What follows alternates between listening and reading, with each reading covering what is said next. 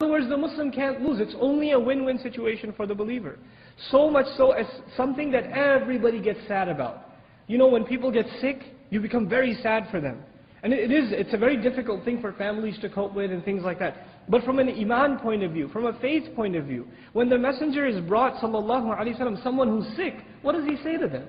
La ba's. The first things he says, la ba's, no problem. That's the first thing he tells them. It's a strange thing to say to someone who's sick. He says, la ba's. Then he says, tahur insha'Allah. It is a purifier by Allah's will. In other words, the longer you are sick, all of your previous sins are being paid for. And when you end up in front of Allah on Judgment Day, and you, instead of complaining, Ya Allah, why did you keep me sick for so long? I had diabetes, I had cancer, I had really bad allergies, this and that. On the Day of Judgment, you will thank Allah for that sickness. Because each second of that sickness was getting rid from you these sins. And you come before Allah purified, subhanAllah.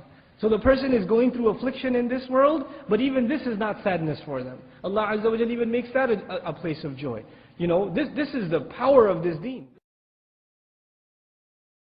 When Allah has tested you, when you are patient, the reward of that sabr is so great that there is no ways I can describe it to you. Allah says, إِنَّمَا يُوَفَّى الصَّابِرُونَ أَجْرَهُمْ بِغَيْرِ حِسَابٍ. Allah recompenses the one who engages in patience and sabr in a way that is unlimited.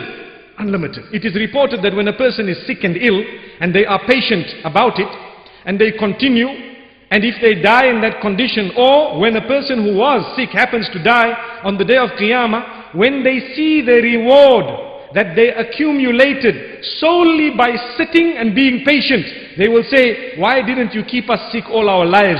We could have accumulated much more.